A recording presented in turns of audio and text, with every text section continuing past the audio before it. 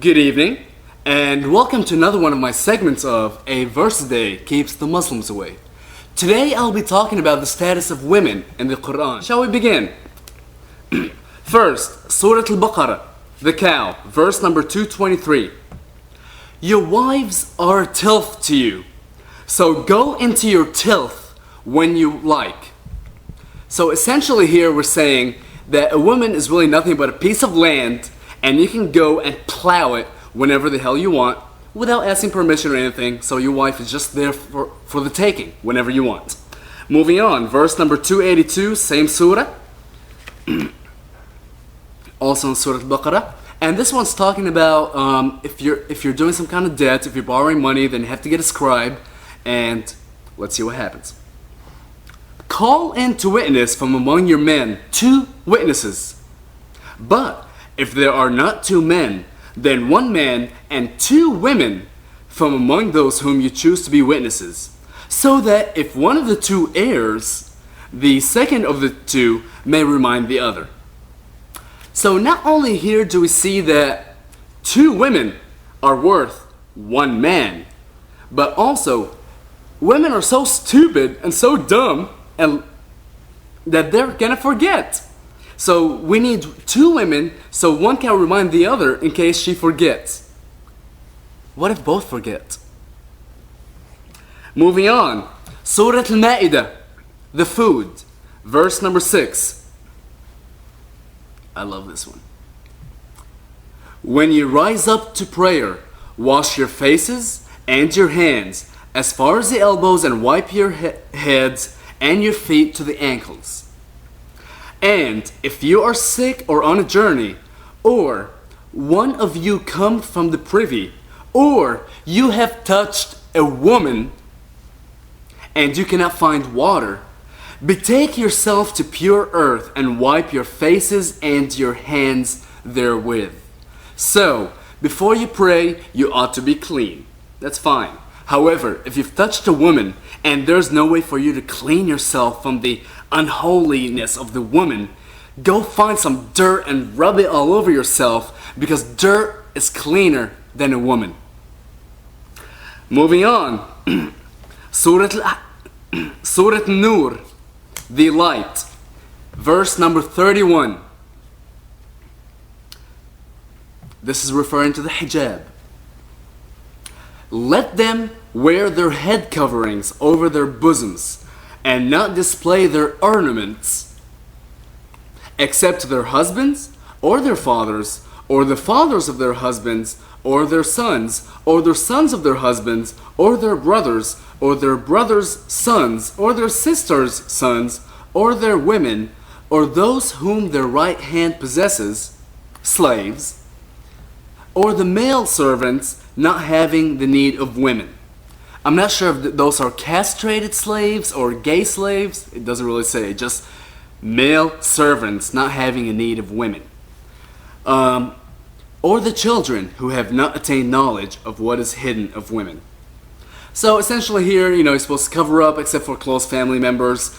And I know it kind of sounds weird talking about covering up your ornament, but I'm gonna have to be fair. An ornament here does not really talk about something that's hanging. It talks about something that leads grace or beauty. So essentially it is talking about covering up your beauty and your grace from strangers. Moving on, Surah Al-Ahzab, the allies, verse number 50. O Prophet, surely we have made lawful to you your wives whom you have given their dowries, and those whom your right hand possesses out of those whom Allah has given to you as prisoners of war. So, of the women who are lawful to Muhammad, the Prophet, to take, are his wives, to whom he has paid dowries, and to whom he is legally married, and all the female slaves that Allah has given him as prisoners of war. Moving on, verse number 51. You may put off whom you please of them, and you may take to you whom you please, and whom you desire. This is most proper. So Muhammad not only can take any of his wives, and any of his female servants, he's also offered any woman that he wants and anyone that he desires, as this is most proper. Thanks be to Allah. Moving on. Surah Saft, the Rangers. آية رقم 21, verse number 21 through 23. This is the day of the judgment which you called a lie. Gather together those who were unjust and their associates, and what they used to worship besides Allah, and lead them to the way to hell.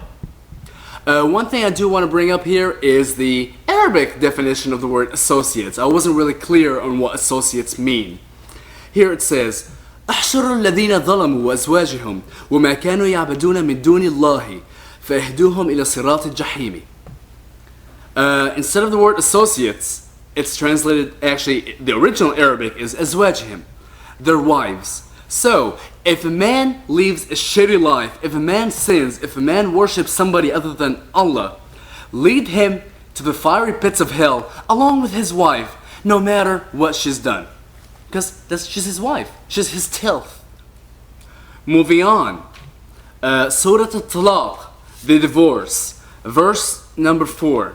Actually, this book right here talks about the protocols, the social mores, the norms of how you're supposed to divorce a woman.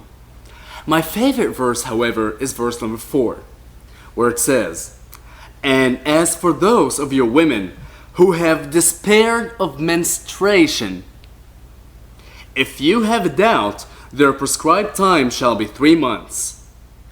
So, if your wife is too young to have even reached puberty, if she's not even menstruating yet, if you're going to divorce her, give her 3 months. Because, she's just a kid.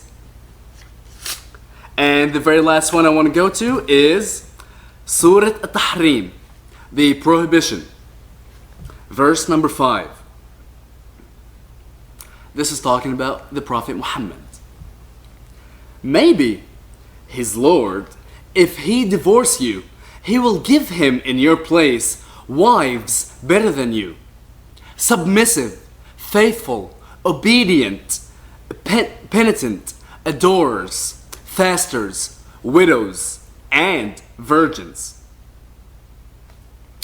So, when Muhammad divorces his wife, God will actually give him a better wife who's more submissive and obedient, and a widow and a virgin. One thing I do want to go back again to the Arabic section is the word submissive. And surprisingly, it was translated properly. In Arabic, the word submissive is muslimat. Muslimat is the plural form of muslima. Muslima is the feminine form of Muslim. Muslim is a Muslim. So Muslim is a male Muslim. Muslima is a female Muslim, and Muslimat are female Muslims. So Muslimat is submissive women, just as a Muslim is submissive, to Allah. Don't confuse the word Islam with the word Salam. They have completely different roots. Actually, they probably come from the same trilateral root, Sin, Lam, Mim, Salama. However, one means peace, one means to submit. This Islam is a religion of submission.